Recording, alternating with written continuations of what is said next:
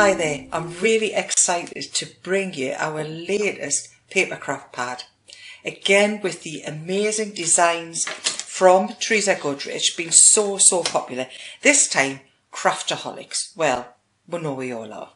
So you're going to make maximum, you're going to make 80 card toppers, and I'm saying you could make way more than that.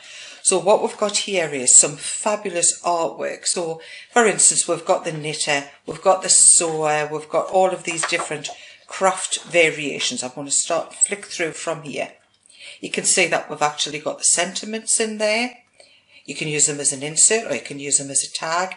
We've also got the gardeners, the cake decorator, etc, the artist, all of these beautifully. What I love about this is we've actually got some A5 line art that we can actually colour in with. So again, if you want to do a little bit more creativity, then you can.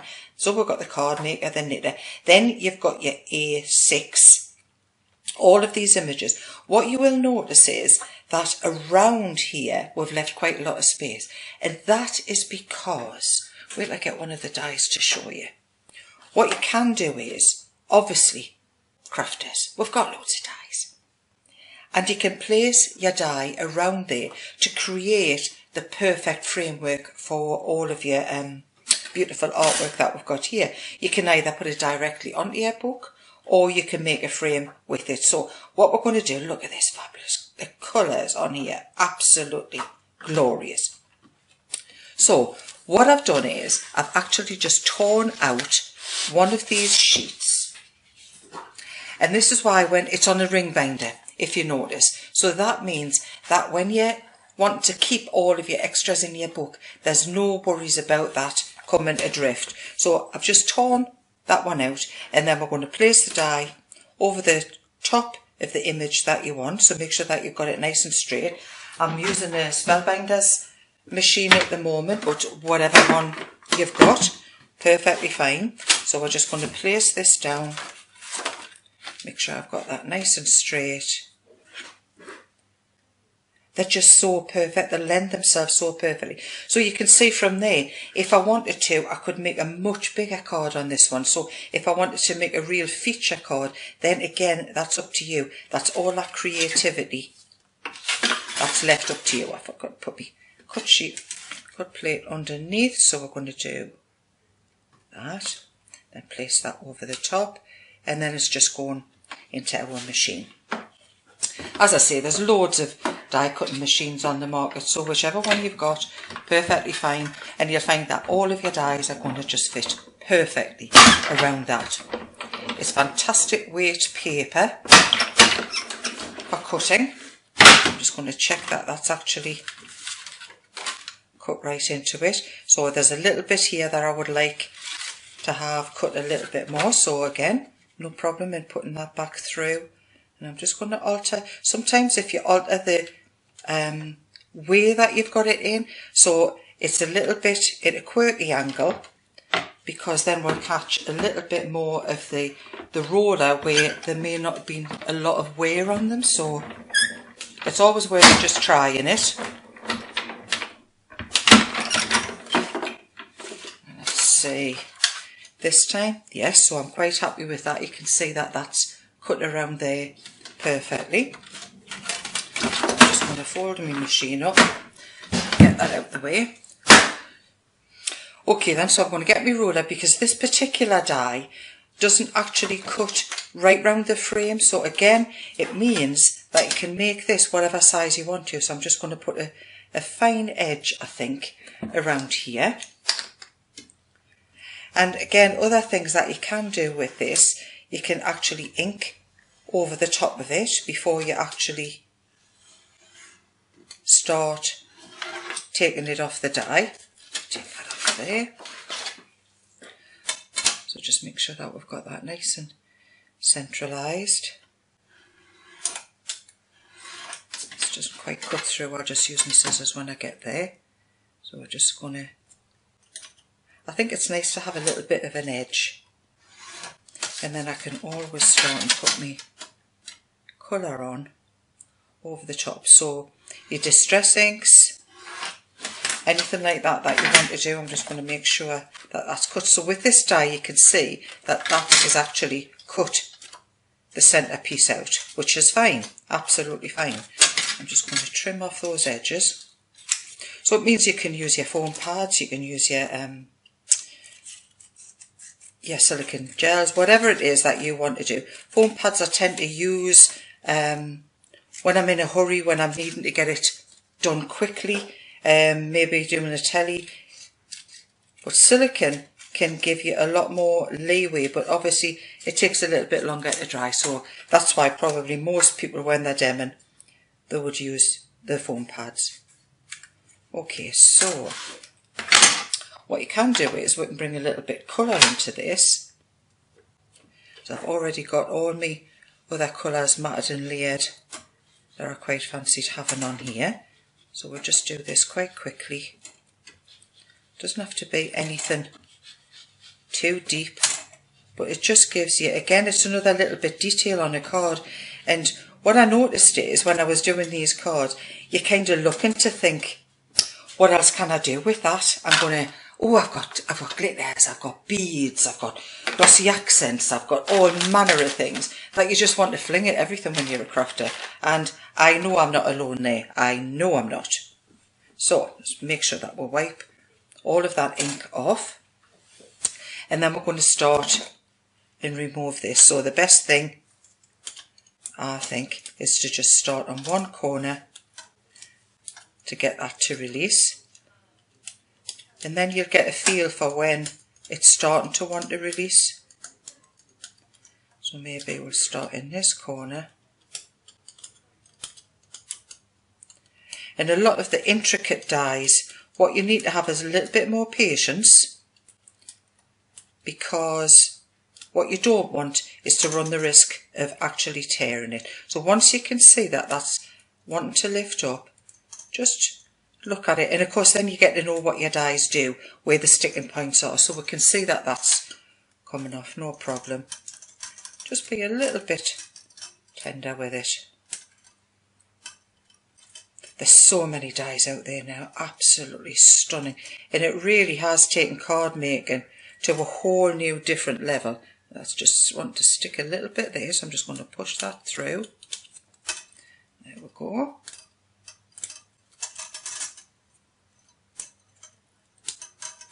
And I think there's two kinds of crafters. I tend to be, well, I was going to say I'm a tidy crafter, actually, that's lying. Pretty tidy when I'm actually making the card. What I mean is, you know, when I watch people emptying their dies and they're flinging them all, that's not me. I don't like doing that. I've got to have everything kind of orderly. But yeah, craft room, well, craft rooms are meant to be messy, aren't they? You need to have everything out on display so you know where it is. Well, that's my excuse anyway. So you can see that that's just starting to bring up the little green tones outside there, and I'm just going around there making sure that I've actually released all of those little areas. So once I'm happy that I've done that, then I can just move this out of the way. And you say I can't put it on the floor. I've got a bin. I promise you, I've got a bin. So I looked at this image, this beautiful image, happy little card maker in our craft room. And what I then thought is, well, we've got 4 of those images.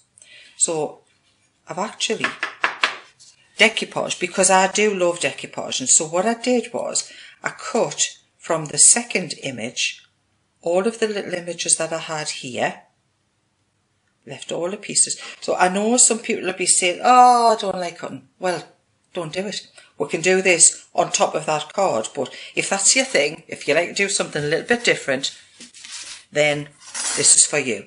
So those are all my extra pieces. So I've matted and layered this card. I'm just going to move that to one side. I've matted and layered that card. I like craft card. It's just something that I like. And I'm going to put some gold behind there. I'm going to use my Flower Soft glue.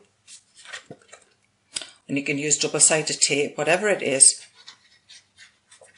But I think with your glue, if you're new to crafting or new to card making, the glue is probably the way to go, because it gives you that little bit of manoeuvrability time where sometimes with your double-sided tape it doesn't always afford you that luxury. So we'll do it with the double-sided tape, and I'll give you a little tip on with something I think that the lovely Paul Church showed me many years ago. But you know, sometimes we can forget that there's new crafters coming in all the time that maybe don't know this technique. So what I'm going to do is I'm just going to put some glue around here. So again, that's just, it does allow me to move it if I want to. And then I'm going to use a little proggy tool and just lift up the tabs and bend that over. Okay then. And what we're going to do is we're going to start at the bottom, because I don't want to stick it directly onto there. I want to make sure that I've got this card lined up exactly where I want it. So if I was starting at the top, then that would have stuck it down. So I'm quite happy that that's going to go there. So I know the glue is going to stick in there, and then what you can do is just pull that tape. Now I think that might have torn a little bit. Yes, it did. So don't worry about that. Pull that tape down, and that's pretty much a full safe way of working with your double-sided tape as well. Okay then, so we're going to get on about assembling the card. So I think I'm going to be quite happy just gluing that down. Again, a couple of different ways that you can glue. If you've got, like, this is quite a straight border, so I'm not worried about, you know, maybe missing out the little fine areas.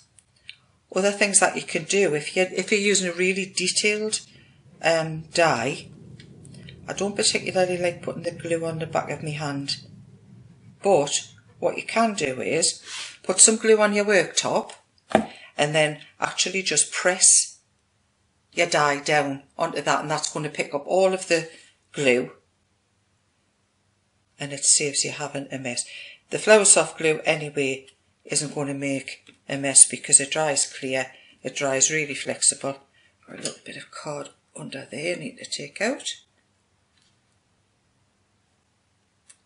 And again, that's the beauty of having used that glue, because it's meant I've got the manoeuvrability and the ability to just get that in and get that straight where I want it.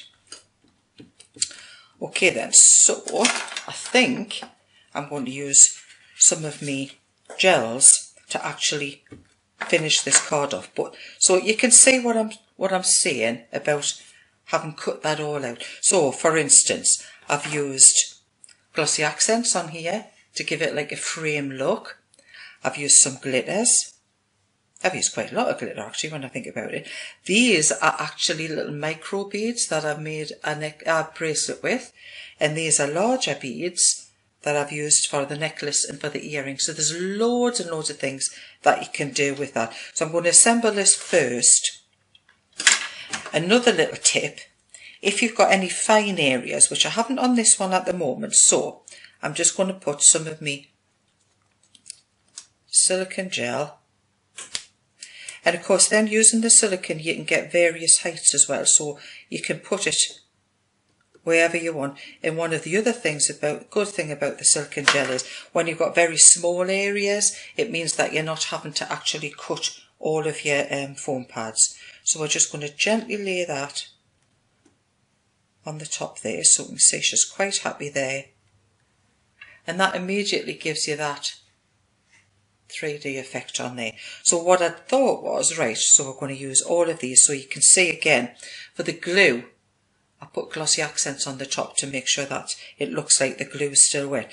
One of the things, if you're using it very small areas, what I would do is, I would actually put the silicone where I know that the outline's going to go. So I'm not going to worry about that. And it tends to be, for me anyway, much easier to do it like that than fiddle with a small piece and put that out. So I've even cut out the aperture card, so for this you can actually leave that up on one, open on one end, and again that just gives you something else, another little